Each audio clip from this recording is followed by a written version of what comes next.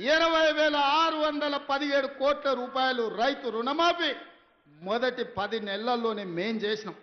10 ఏళ్లలో చంద్రశేఖరరావు పండ్లకి ఇలుచుకుంటా 16,000 కోట్లు చేసి. నాకు నీకు పోలికేంది? నందికి పందికున్నంత తేడా ఉంది. నాతో పోల్చుకునేదేంది? నువ్వు ఎగగొట్టిన రైతు బంధు పథకం 7,625 కోట్లు ప్రభుత్వం ఏర్పాటు చేసిన మొదటి 3 నెలల్లోనే ఆయన రైతులకు పంగనామం పెడితే 7,625 కోట్ల రూపాయలు రైతు బంధు పథకాన్ని మొదటి భాగాన్ని రైతుల ఖాతాలో వేసినాం. ఇవాళ రైతు భరోసా 10,000 నుంచి 12,000కు పెంచి ఇవాళకి 5,000 కోట్ల రూపాయలు రైతుల ఖాతాలో వేసినాం. తొందరలోనే మిగతా 4,000 కోట్లు కూడా వేసి ప్రతి సంవత్సరం రైతు భరోసా పథకం కింద పేదలకు 20,000 కోట్ల రూపాయలు పంచి పెడతాం.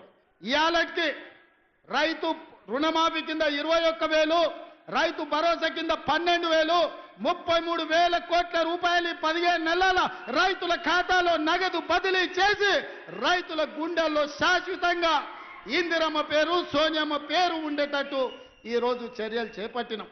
సన్న ఓట్లకు ఉత్తమ్ కుమార్ రెడ్డి గారు 1,200 కోట్ల రూపాయల బోనస్ ఇచ్చిండు. ఒకరోజు వెనక ముందైనా గతంలో మీకు తెలుసు, మిల్లుల కాడికి పోయినా తాలు పేరు మీద, తౌడు పేరు మీద, తుట్టి పేరు మీద, తడి పేరు మీద క్వింటాల్కు 10 కిలోలు దండి కొట్టేది. ఇవాళ ఎవరినైనా 1 కిలో దండి కొట్టమని ఉత్తమ్ కుమార్ రెడ్డి గారు వస్తే తీసి బొక్కలేపిస్తా అని చెప్పిండు. ఇవాళ రైతు తీసుకెళ్లిన ధాన్యాన్ని ఎవరైనా తూకం పెట్టి కొనుక్కునే పరిస్థితి.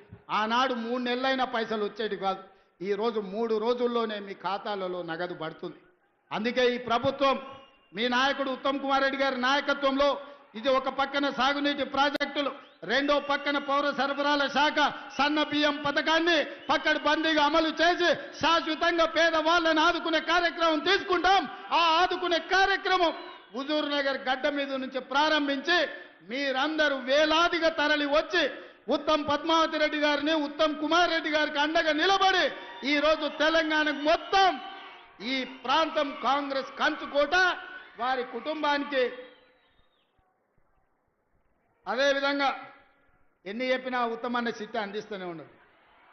వచ్చిన ఎంబడే 2012లో మొదలుపెట్టిన హౌసింగ్ స్కీమ్ 2,100 ఇండ్లకు వచ్చి కూర్చొని 60 కోట్లు వసూలు చేసి ఇవాళ ఇండ్లు చూపించిన సంతోషమైంది. అదేవిధంగా అగ్రికల్చర్ కాలేజ్ ఉత్తమ్ కుమార్ రెడ్డి గారు అడుగుతున్నారు. ఇంకా వారు అడిగినాక కాదనేదే ఉంది.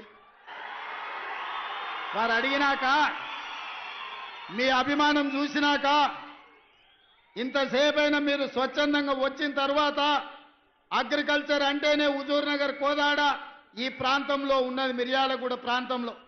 అందుకే ఇక్కడికి అగ్రికల్చర్ కాలేజ్ ఇవ్వడమే కాకుండా మా BLR young India integrated residential school అడిగిండు. వారికి